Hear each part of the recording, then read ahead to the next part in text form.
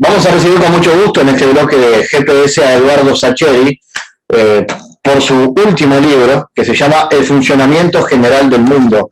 Eduardo es además, bueno, es un autor prolífico con muchísimas historias que han salido, que han tenido distribución y relevancia a nivel internacional. Tal vez las dos que han tenido más impacto son las que han tenido también más impacto en la pantalla grande. Sin duda, La pregunta de sus ojos, que fue transformada en película con la tarea de Juan José Campanella como El secreto de sus ojos, y también la última, que es La noche de la usina, que tiene el título La odisea de los giles. Que también es la última película. En este caso, El funcionamiento general del mundo es el último trabajo y vamos a comenzar a conversar con Eduardo algunas de estas cosas. Eduardo, un gusto recibirte. Otra vez el fútbol y las historias vinculadas al fútbol rodean tu obra. Ahora me dirás si permanentemente, pero así parece. ¿Cuál es la explicación que esto tiene? Tiene que ver con aquello que decía uno de los personajes de La pregunta de tus ojos, que es que la pasión puede más que todo.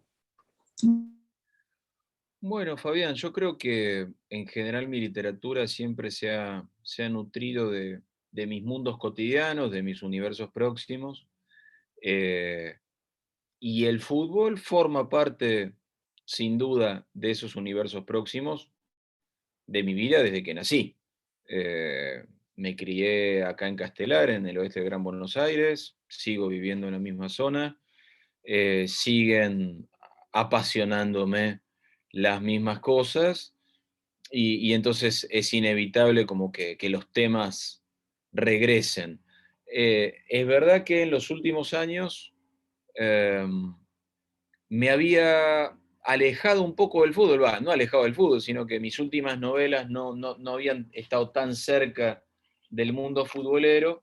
eh, Desde Papeles en el Viento, que es una que publiqué hace ya 10 años, las otras novelas, las tres novelas posteriores habían andado por otros caminos y me pareció que bueno, que estaba interesante la posibilidad de regresar al mundo del fútbol para tratar de hablar también de algunas otras cosas.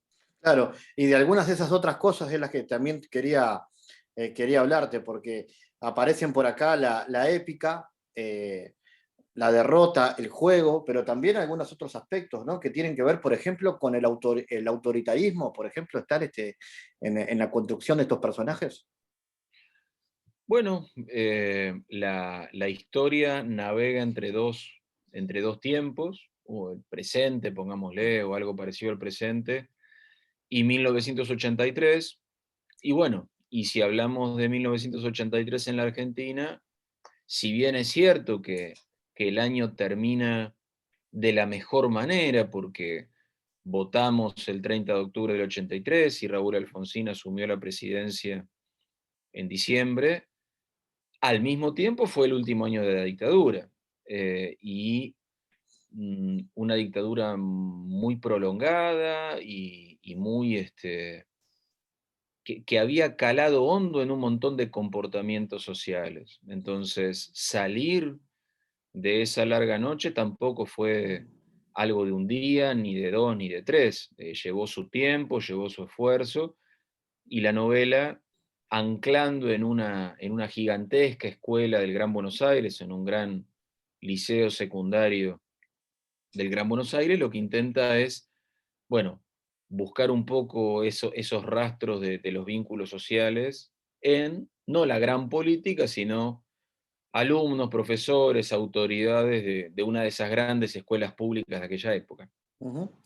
El personaje que aparece por acá, este adolescente de unos 15 años, ¿tiene algo de voz de aquella etapa, de ese momento de la vida de Eduardo del 83 o no?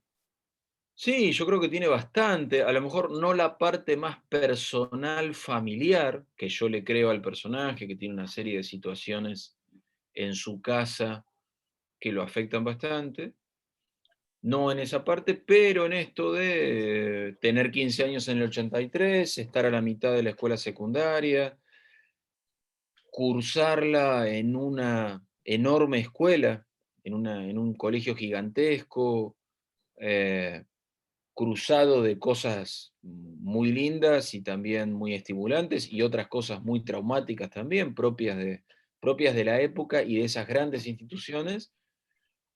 Eso sí, sin duda también es muy mío, como lo es el hecho de que Federico busca hacerse un sitio más o menos jugando al fútbol, digo, un sitio donde sentirse aceptado, protegido, asimilado con sus compañeros. Indudablemente es una experiencia que yo también atravesé en esa misma época, en ese mismo año y en un contexto parecido.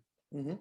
¿Y qué heridas dejó ese autoritarismo en la Argentina hoy o en la región, digamos?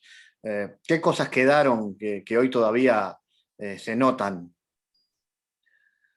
Uf, no sé si tengo la capacidad como para analizarlo. Yo en general tiendo a pensar que eh, una de las, si bien no tengo una mirada muy optimista en general en cuanto a qué hemos logrado como sociedades latinoamericanas en las últimas décadas, sin embargo, donde sí soy optimista, siento que este, en Argentina al menos, y me parece, me permito pensar que en Uruguay también, ciertas normas básicas de convivencia, de respeto por las instituciones, que hasta esa época venían muy en discusión, muy en tela de juicio y muy zarandeadas por un golpe y otro golpe y otro golpe, me parece que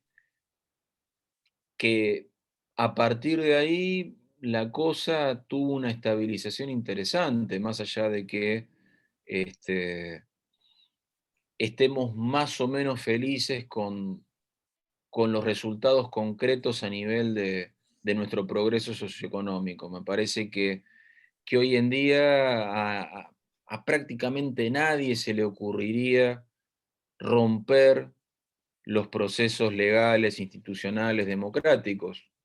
Y eso que para nosotros es un dato de la realidad y punto, bueno, para quienes tenían 20, 30 o 50 años en el año 83 no estaba tan claro porque habían vivido en países donde romper las instituciones había sido pan de todos los días. Claro. También la paternidad, ¿no? Aparece en este libro. ¿Por qué quisiste reflejar eso? Te quiero preguntar por eso y por el papel de las maestras también, que también aparecen en esta historia, destacadas.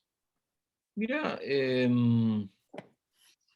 lo de la paternidad me interesaba porque me interesa siempre el diálogo entre las generaciones. Me parece que, bueno, el hecho de yo mismo tener hijos ahora veinteañeros, pero no hace tanto adolescentes, el hecho de ser profesor en una escuela secundaria, es decir, estar todos los años vinculándome con grupos de adolescentes, me parece que es un diálogo interesante esta comparación de culturas, de valores, de expectativas, de estas interpelaciones que una generación le hace a la generación anterior. Y me parecía interesante esto de este tipo que ahora tiene 50, hablando de cuando tenía 15. Claro, a sus hijos parece estar hablándoles de otro planeta, de lo distinta que es su época, pero me parece que siempre es interesante establecer estos diálogos. Siempre es interesante y no siempre con el preconcepto de siempre hemos mejorado o ahora vivimos en un momento que es perfecto. No creo que socialmente existan los momentos perfectos porque el ser humano no lo es. Entonces me parece que está bueno como siempre estarnos preguntando por qué maneras de vincularnos mejor podríamos apostar. Y bueno, eso me parece que el diálogo intergeneracional influye mucho. Y después la cuestión de, voy a decir, las maestras, es cierto que hay una profesora Eh, que resulta ser muy importante en el pasado de la novela, eh, porque en ese mundo tan cambiante del año 83, tan raro, de adultos tan confundidos, Bueno, este grupo de pibes se topa felizmente con una profesora que les da una mano. No solo les da una mano en cuanto a cómo les conviene pararse para jugar un torneo de fútbol, sino les da una mano en esto de reconocerlos, verlos, hablarles, escucharlos, que creo que es una de las tareas que el mundo adulto siempre tiene que tener presente para el mundo de los más chicos. Ujú. Quiero, antes de cerrar, que hablemos un poco de Uruguay. Yo sé que tenés obviamente un vínculo con Uruguay que además se expresa en una historia hermosa, que es una sonrisa exactamente así, ¿no? Que habla de la épica charrúa de aquel Maracaná. ¿Cómo es ese vínculo con Uruguay y cómo llegaste a imaginarte a esos uruguayos del 50 y no capaz que a otros? Porque una sonrisa exactamente así podría haber sido con Argentina del 86, con Maradona o con cualquier otro, pero fue con los uruguayos del 50. Bueno, es que yo creo que muchas veces la dimensión de una epopeya tiene que ver con el tamaño del obstáculo de esa epopeya. Entonces, para cualquier futbolero de cualquier época, que vos le digas Brasil-Uruguay, final de un mundial, pero ojo que es en Brasil, pero ojo que Brasil todavía no ganó ningún mundial y está todo listo para la fiesta y no cabe un alfiler y ya tienen hasta los diarios impresos de la mañana siguiente, va generando como un nivel de imposibilidad, de destino sellado, que claro, lo rodea de una épica totalmente desmesurada. Yo creo que lo difícil con el maracanazo no es contarlo, sino que te lo crean. Claro. Mejor dicho, que te crean que es verdad. Sí, sí, parece un cuento Porque, literario. porque realmente parece solo un cuento, pero por otro lado, es una historia tan célebre, digamos, merecidamente célebre, que también es muy difícil contarla porque todo el mundo sabe el final. Claro. Entonces yo le di muchos años la vuelta, cómo contar algo del maracanazo, cómo encontrar una punta que literariamente fuera interesante. Entonces lo único que se me ocurrió fue esto de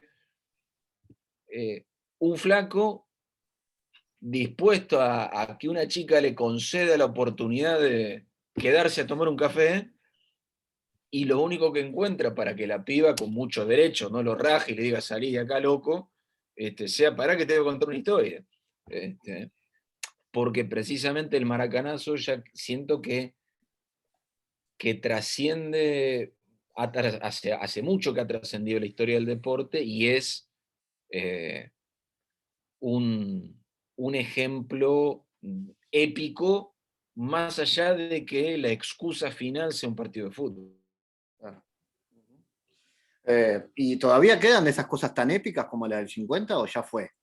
Quedará en la historia, porque Uruguay estamos como permanentemente esperando el nuevo maracanazo y no llega más.